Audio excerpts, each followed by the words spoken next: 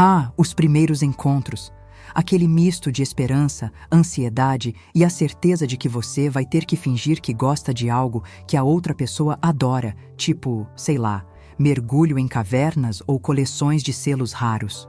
No meu caso, a expectativa estava altíssima, quase estratosférica, como um foguete prestes a decolar para o espaço sideral do romance.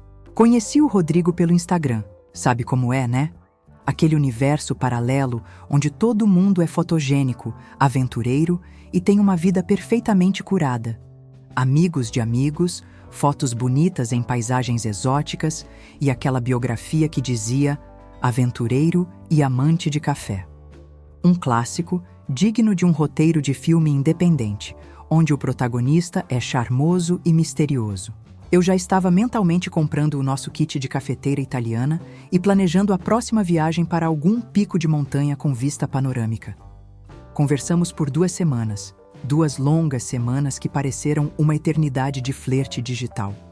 Foram dias repletos de mensagens espirituosas, trocas de memes que só nós entendíamos, e emojis na medida certa, sem exageros, mas com a dose exata de carinho e interesse. A cada notificação, meu coração dava um salto, e a promessa de um encontro que, na minha cabeça, já era o roteiro de uma comédia romântica digna de Hollywood, ganhava mais e mais força. Marcamos em uma sorveteria artesanal, um lugar charmoso e descontraído, com sabores exóticos e um ambiente acolhedor.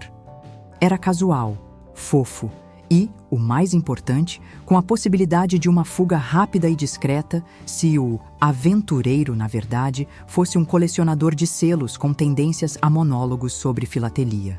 Eu visualizei o cenário, risadas leves, olhares cúmplices e um sorvete derretendo lentamente, simbolizando o derretimento dos nossos corações.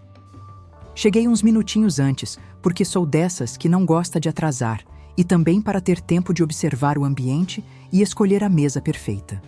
Escolhi uma mesa estratégica, nem muito exposta, nem muito escondida. Um ponto de observação privilegiado, onde eu pudesse vê-lo chegando sem ser pega de surpresa. Fiquei lá, repassando mentalmente os tópicos de conversa que poderíamos ter, desde as últimas notícias sobre viagens sustentáveis até as minhas teorias sobre o final de séries populares. Eu estava preparada, munida de histórias engraçadas e perguntas inteligentes, pronta para impressionar. E então, ele chegou. Aquele momento em que o coração acelera, a respiração falha e o mundo parece parar por um instante. Ele era... Bom, ele era o Rodrigo das fotos. Mas as fotos do Instagram, espertamente, nunca mostram a escala das coisas, a proporção real dos seres humanos.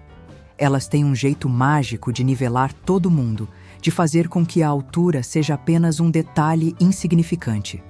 Eu, com meu 1,75 m de altura, me levantei da cadeira para cumprimentá-lo, estendendo a mão com um sorriso no rosto. E foi aí que a comédia romântica da minha imaginação virou um especial de comédia de erros, daqueles que você assiste com a mão no rosto, morrendo de vergonha alheia. Ele parou na minha frente, e a primeira coisa que fez foi olhar para os meus pés, depois para o meu rosto e de novo para os meus pés, como se estivesse fazendo uma medição mental, um cálculo complexo de proporções. Um sorriso amarelo, quase uma careta de desconforto, brotou no rosto dele. Sem um oi, sem um tudo bem, sem um que bom te ver, a primeira coisa que saiu da boca dele, com uma voz que parecia um pouco mais aguda do que eu esperava, foi: eu pensei que você fosse baixinha. Silêncio. Um silêncio ensurdecedor que parecia durar uma eternidade. Eu juro que até o sorveteiro, que estava atrás do balcão preparando um sundae, parou o que estava fazendo para ver o que ia acontecer, como se estivesse assistindo a um espetáculo teatral. Eu, tentando salvar o momento, tentando encontrar um pingo de humor naquela situação absurda, soltei um risinho forçado e disse: "Pois é, o Instagram engana, né?" Mas o estrago já estava feito. A magia havia se dissipado e o balão da minha expectativa romântica havia estourado em 1000 pedacinhos coloridos. Aquele comentário, tão desnecessário e rude, havia transformado o encontro em um campo minado de constrangimento. O encontro durou exatos 20 minutos. 20 minutos que pareceram 20 horas. Uma eternidade de desconforto e monólogos sem sentido. 20 minutos de um monólogo dele sobre como a altura é relativa, como a percepção visual pode ser enganosa e como ele geralmente prefere mulheres menores, mais delicadas, mais femininas. Eu juro que em um momento ele tentou se levantar na ponta dos pés para pegar um guardanapo que estava na mesa, como se quisesse provar um ponto, ou talvez apenas para tentar parecer mais alto. Foi trágico, foi patético e foi incrivelmente cômico. Tragicômico, para ser mais exata. Eu estava ali, sentada, ouvindo uma palestra improvisada sobre antropometria e preferências pessoais, enquanto o meu sorvete derretia melancolicamente no copinho. A cada palavra dele, eu sentia um pedacinho da minha dignidade escorrer junto com o sorvete. A vontade de rir e de chorar se misturava em uma confusão de emoções. Até que ele olhou no relógio com uma expressão de alívio que não conseguiu disfarçar e soltou a desculpa mais esfarrapada da história dos encontros, uma frase que deveria ser imortalizada no hall da fama das desculpas ridículas. Nossa, preciso ir. Tenho que comprar o presente de aniversário da minha sobrinha.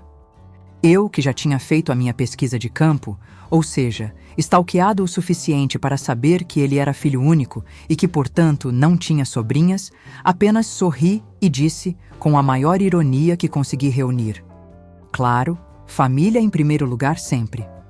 Ele praticamente correu da sorveteria, como se estivesse fugindo de um monstro de 7 cabeças, e não de uma mulher que era apenas 3 centímetros mais alta do que ele esperava. E claro, nunca mais me mandou mensagem. Hoje, ele finge que nem me conhece quando a gente se cruza por aí, virando a cara ou se escondendo atrás de postes. É quase um jogo de esconde-esconde adulto, só que sem a parte divertida. Na hora, eu fiquei arrasada, confesso. Me senti uma girafa em uma loja de cristais, desajeitada, grande demais, fora do lugar. Aquele comentário sobre a altura me atingiu de uma forma inesperada, fazendo-me questionar a minha própria imagem, a minha feminilidade. Mas depois, comendo o meu sorvete de flocos, o melhor sabor, obviamente, porque pelo menos o sorvete não me decepcionou, eu comecei a rir. Rir de nervoso, rir do absurdo da situação, rir da minha própria ingenuidade.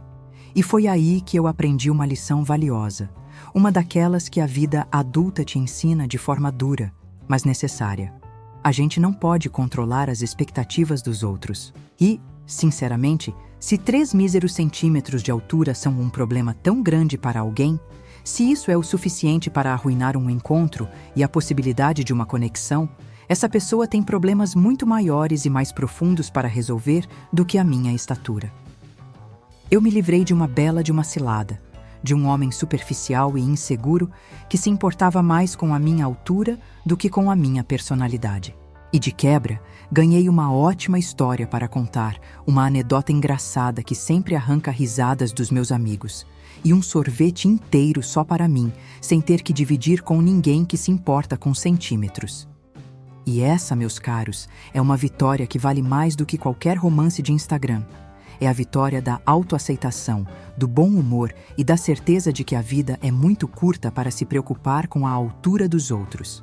E que, às vezes, o melhor final para um encontro desastroso é um sorvete de flocos e uma boa risada. E essa lição, meus amigos, é um tesouro que levarei para sempre. Mais valioso do que qualquer presente de aniversário de sobrinha imaginária. Se você gostou desta história e tem a sua e outras para contar, mande para nós que a publicaremos, preservando a sua privacidade. Não se esqueça de inscrever em nosso canal, deixar o seu gostei e compartilhar nossos vídeos em suas redes sociais. Nosso muito obrigado e esperamos por você em nosso próximo encontro.